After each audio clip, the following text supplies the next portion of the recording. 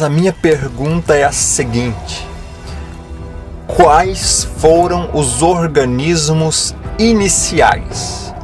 Nós não temos nenhuma evidência, nós só temos algumas hipóteses.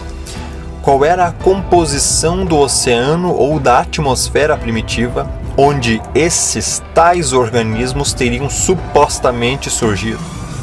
Nós não temos nenhuma evidência, nós só temos algumas hipóteses.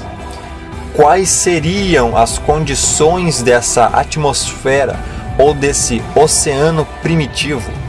Nós não temos nada, nenhuma evidência, apenas algumas hipóteses. Quais seriam os mecanismos que teriam feito com que essa evolução supostamente teria acontecido? Nós não temos mecanismos, nós temos apenas hipóteses. Se Deus não existe e não nos criou, de que forma a vida aprendeu a se autorreproduzir ou ao menos saber que havia esta necessidade? E com quem cruzou a primeira célula capaz de se reproduzir? A pergunta que eu deixo para os evolucionistas e para os ateus é muito simples. Como o universo poderia ter se organizado por conta própria, sendo que por conta própria as leis que regem o universo fazem com que ele se desorganize? Se Deus nunca existiu e não é a causa primeira de todas as coisas, e se da matéria sem vida todas as coisas evoluíram, produzindo assim o efeito, sem nenhuma intervenção sobrenatural de criação anterior, então o que é a causa da matéria inorgânica e inanimada, uma vez que tirada a causa, desaparece o efeito? E se tudo o que existe, os animais, os seres humanos, o planeta Terra, o sistema solar, as galáxias e o universo, é o efeito, então qual é a causa primeira, anterior ao universo? Uma vez que se este não tivesse a causa, nunca existiria, pois não existe efeito sem causa. Como as baleias sabem nascer propositadamente emborcados, estando também na posição cauda primeiro, sendo ejetadas velozmente e nadando celeremente para a superfície bem próxima, para não serem afogadas durante o parto. Mamíferos nascem na posição cabeça primeiro e desemborcados. Por acaso, todas as baleias bebê se afogaram até a evolução descobrir que baleias não podiam nascer da mesma forma que os demais mamíferos? Lembre, elas teriam menos do que uma geração para fazer a devida correção evolutiva, pois uma geração de baleias afogadas teria causado a extinção da espécie. Se Deus não nos criou, o que surgiu primeiro? O sistema digestivo? A comida a ser digerida? O conhecimento da necessidade de alimento? A habilidade de achar alimento? O saber o que é alimento? O que consumir e de que forma consumir? Os sucos gástricos ou a habilidade do corpo em não ser destruído pelos mesmos ácidos que digerem o seu alimento? Matéria e energia obedecem às leis da natureza. Só que matéria e energia não criam as leis da natureza. Aí surge um problema e uma pergunta. Qual a origem das leis da natureza? Porque a Terra gira em torno do Sol por causa da lei da gravidade. O que fez a lei da gravidade? Não foi a natureza. Porque os elétrons de carga negativa, quando estão próximos, se afastam? Porque a carga elétrica é negativa dos dois. Carga elétrica negativa repele. Carga elétrica positiva com positiva, repele. Carga elétrica negativa com carga elétrica positiva, atrai. Fantástico. Foram os elétrons e os prótons que criaram isso? Não. Foi a natureza que criou essa lei? Não. De onde vem essa lei? Existem 3.164.700.000 letrinhas genéticas perfeitamente organizadas para fazer você.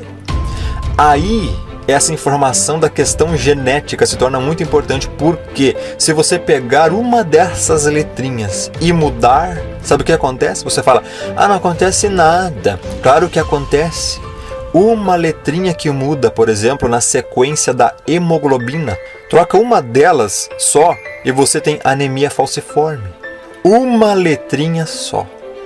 Só uma. É obra do acaso esse código genético?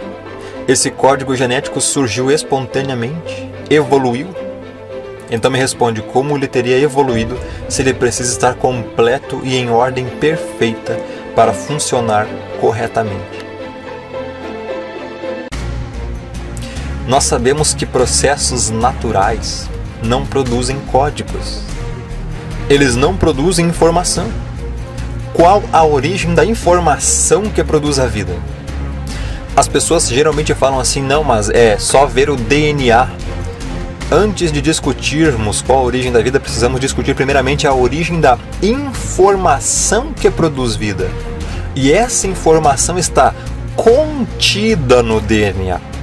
Quando nós vamos para os laboratórios fazer os testes, o interessante é que ali nós conseguimos demonstrar que processos naturais não produzem informação. Isso é uma lei. Já foi estabelecido que processos naturais não produzem informação codificada. Então, qual é a origem da vida? Está baseada na informação codificada que está no DNA. Então, o que veio primeiro? O DNA ou a informação? Os dois vieram juntos, foram criados simultaneamente. Porque o DNA sem informação não serve para nada. E informação sem DNA também não produz vida. Os dois juntos foram criados. E para aqueles que ainda duvidam da existência de Deus, eu deixo a seguinte pergunta. O que veio primeiro? A mensagem do DNA ou o seu portador, que é o RNA? Ou a proteína, uma vez que a produção de cada um deles requer que os outros dois já estejam presentes? Uma vez um ateu disse, já que você crê em Deus, me responda, aonde é que Deus estava antes dele criar o mundo? Eu te respondo se você responder a minha. Onde estava a bolinha do Big Bang antes do Big Bang explodir? Eu tenho 4 perguntas aqui para todos os ateus evolucionistas. Quando o Big Bang, ou Big Bang, grande baboseira, supostamente começou o universo, o que foi que explodiu? De onde veio o primeiro pedaço de matéria, se não de Deus? De onde veio a energia que causou a explosão? De onde veio o espaço para dentro do qual a explosão se expandiu? Pensaram um pouquinho? Permitam-me ajudá-los. Estudem Gênesis 1:1 que diz, no princípio criou Deus os céus e a terra. Se Deus não criou todas as coisas completas e acabadas, o que evoluiu primeiro? As plantas ou os insetos que as polinizam? Jó, capítulo 38. Onde é que você estava quando criei o mundo? Se você é tão inteligente, explique isso. Você sabe quem resolveu qual seria o tamanho do mundo e quem foi que fez as suas medições? Em cima de que estão firmadas as colunas que sustentam a terra? Quem foi que assentou a pedra principal do alicerce do mundo? Quando o mar jorrou do ventre da terra, quem foi que fechou os portões para segurá-lo? Fui eu que cobri o mar com as nuvens e o envolvi com a escuridão. Marquei os seus limites e fechei com trancas as suas portas. E eu lhe disse, você chegará até este ponto e daqui não passará. As suas altas ondas pararão aqui. Alguma vez na sua vida você ordenou que viesse a madrugada e assim começasse um novo dia? Você tem alguma ideia de onde vem a luz e qual é a origem da escuridão? Você sabe mostrar a elas até onde devem chegar e depois fazer com que voltem outra vez ao ponto de partida? Responda, se é que você sabe tudo isso. Você deve saber, pois já é grande o número dos teus dias e já havia nascido quando o mundo foi criado. Você alguma vez visitou os depósitos onde eu guardo a neve e as chuvas de pedra que ficam reservadas para tempos de sofrimento e para dias de lutas e de guerras? Você já esteve no lugar onde nasce o sol ou no ponto onde começa a soprar o vento leste? Será que você pode amarrar com uma corda as estrelas do céu? Você conhece as leis que governam o céu e sabe como devem ser aplicadas na terra? Será que a sua voz pode chegar até as nuvens e mandar que caia tanta chuva que você fique coberto por um dilúvio? Você pode fazer com que os raios apareçam e venham dizer-lhe: estamos às suas ordens. Se você não acredita em Deus, então me explica como é que 750 anos antes de Cristo nascer, um homem chamado Isaías recebeu uma mensagem profética a respeito do Messias e escreveu no capítulo 9 do seu livro: porque um menino nos nasceu, um filho se nos deu, o governo estará sobre os seus ombros, e o seu nome será Maravilhoso Conselheiro, Deus Forte, Pai Eterno, Príncipe da Paz. 750 anos depois, Jesus nasce.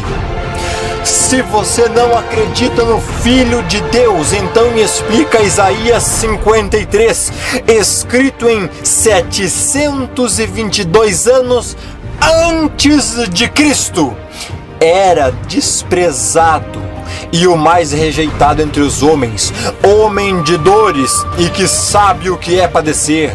E como um de quem os homens escondiam o rosto, era desprezado e não fizemos dele caso algum. Verdadeiramente ele tomou sobre si as nossas enfermidades e as nossas dores levou sobre si. E nós o reputávamos por aflito, ferido de Deus e oprimido. Mas ele foi traspassado por nossas transgressões e moído por causa das nossas iniquidades.